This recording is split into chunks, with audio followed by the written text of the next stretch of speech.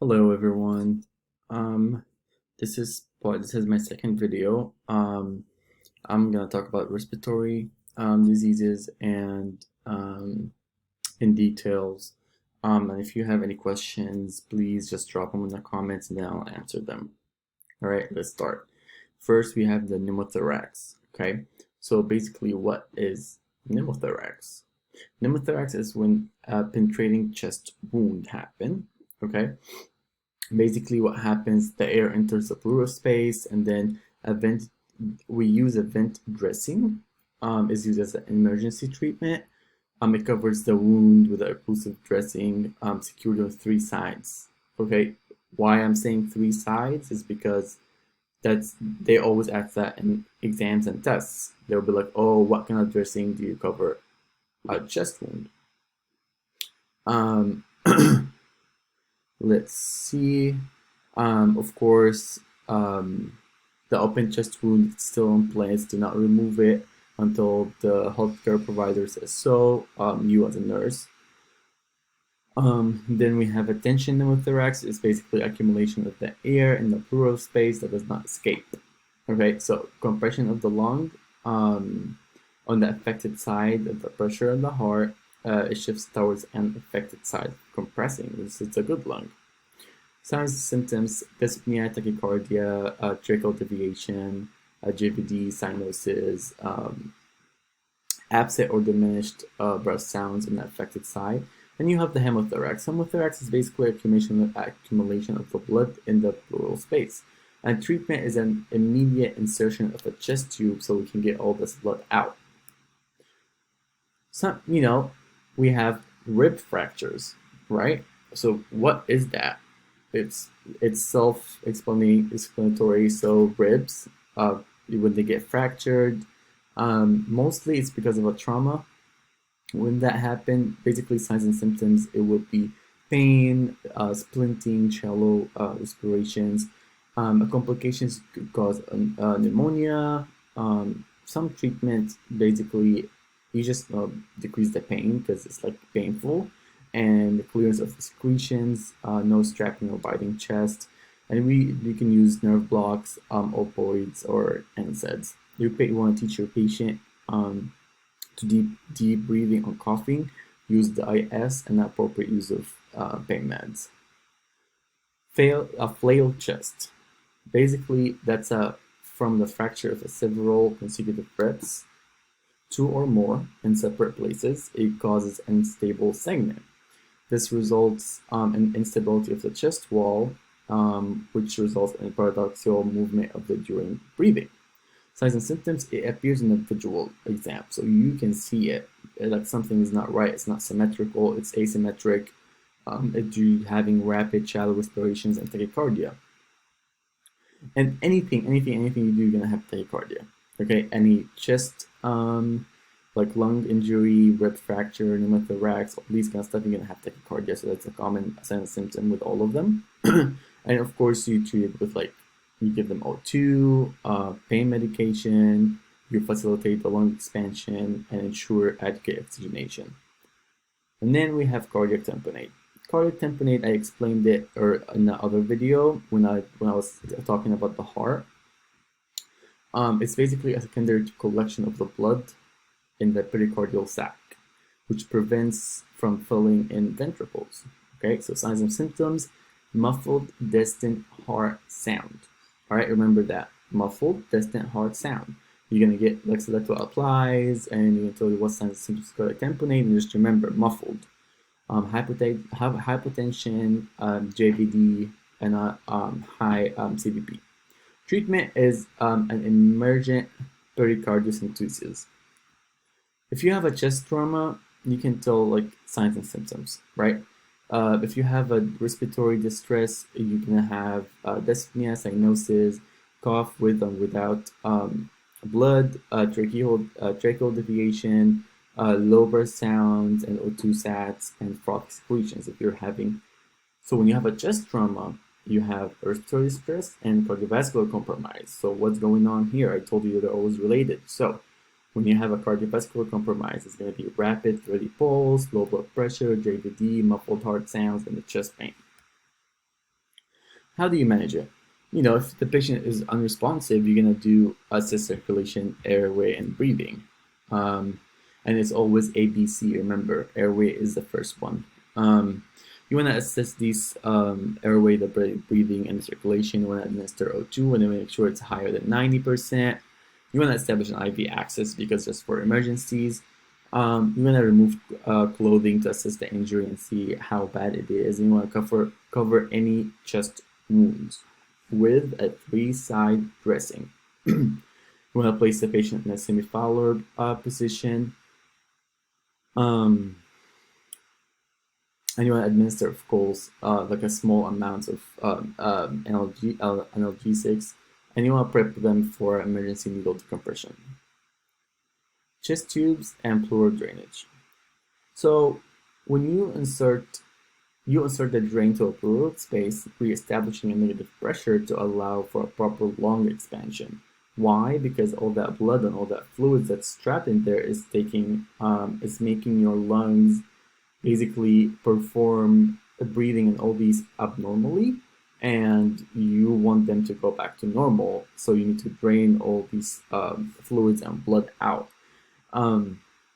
When you insert a chest tube, you want to make sure that position with the arm raised above the head on the affected side to expose the mid-axillary area. You want to elevate the patient's head 30 to 60 degrees. You want to cleanse the air with antiseptic solution. You want to administer local anesthetic through chest wall or a small incision over the rib. You want to secure the tube with a suture and connect with a pleural drainage system. You want to cover the wound with occlusive dressing on the 3 sides. And of course, a proper tube placement. You get an X-ray to confirm that. Okay, remember, if you have an excessive bubbling in the water seal, that indicates that there is an air leak. Okay, you want to investigate any sudden cessation of like tidling, or it could mean occlusion of the chest tube. Generally, we never clamp the tubing.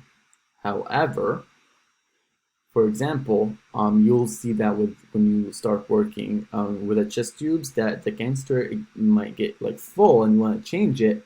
It could be like a very quick seconds, but not more than that. You want to investigate any sudden cessations of tidling. Could mean occlusion of the chest tube, of course. You wanna always check the suction and make sure it's turned on, and then post that you wanna of course get an X-ray. You want the lung sounds that should be present. You want to multiply the drainage amount and how much is coming out. You want to notify the doctor if it's greater than 100 mLs. Why? Per hour, because that means we are taking a lot of fluids outside of the lungs. And are we taking out outside of the lungs at this point? You want to make sure what's going on if it's like the amount is high. And of course, you want to encourage deep breathing exercises in the IS all the time. Of course, the dressing care, like I said, is going to be a sterile, occlusive dressing with a petroleum dressing. We do not need to clamp during changes of the dressing, the canister, the dressing. You want to notify the HCP if there's occurs within the first hour drainage more than 200 ml. Subcutaneous emphysema, respiratory distress.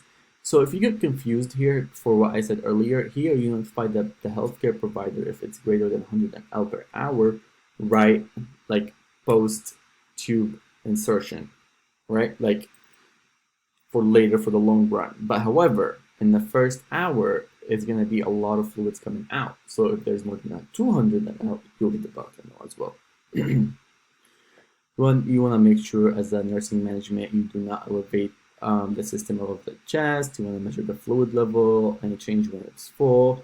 Do not clamp. If breaking the system, place the still in the sterile water and maintain the water seal until you get a new canister. So while we're speaking about that, you always want to make sure you have an extra set of a chest tube system in the room with you, just in case if anything breaks, if anything happens, you have another backup, so you don't have to order it and wait until it's received and all that crap. Chest tube troubleshooting. If you want a chest tube becomes disconnected from the drainage system, so basically a submerged end of the chest tube in a sterile water, and you wait until the new system and you just reconnect it as soon as possible. If the chest tube is dislodged from the chest, we're going to apply a Vaseline gauze dressing sites on the 3 sides and notify the doctor immediately. And then you're going to get a chest x-ray, portable insertion of a new chest tube. And of course, you will always want to check for the water. If it's like continuous bubbling, a lot of bubbling, you want to check for air leak. How do you remove it? Removal, basically, it's when the lungs expanded and the drainage minimal. You want to pre-medicate the prior to removal. You want to do the valve maneuver during removal. The patient holds the breath, bear down, and then you take it out. You apply occlusive dressing and chest x-ray is done, and then you monitor for any respiratory distress or any signs and symptoms that it's just like new onset after the event. You also, let's talk about pulmonary hypertension. It's elevated pulmonary arterial pressure, right?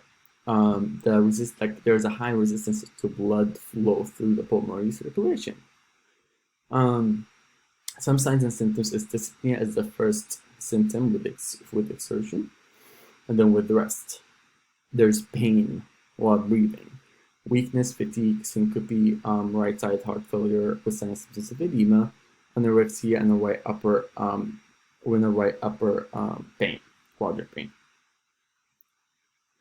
Treatment, there's really no cure for pulmonary hypertension. You want to keep the sats of like greater than 90%. During therapy, you're going to give a vasodilation for pulmonary blood vessels because it's so constricted, and you want to dilate it, right?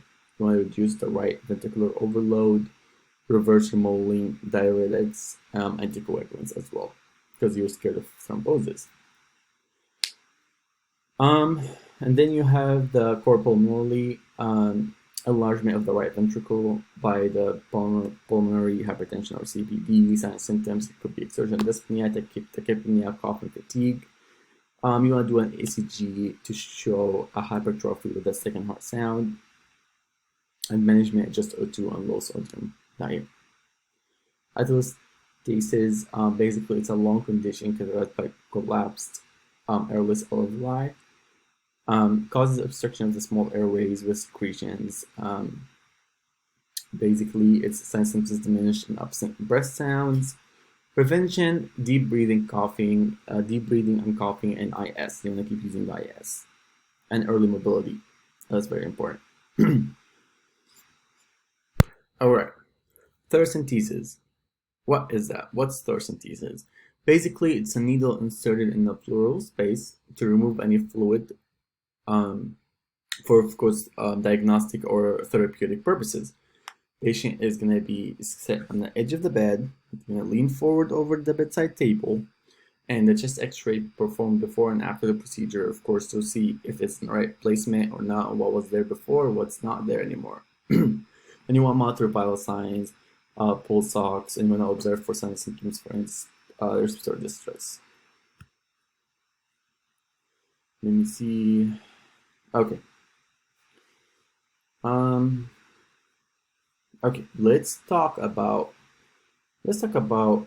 acute respiratory failure, right? So basically, that's a result from an inadequate gas exchange. You have two categories. It's basically hypoxemic respiratory failure and hypercapnic respiratory failure. The hypo is basically the cause decrease in the arterial PaO2 and the SaO2 is transferred to the blood.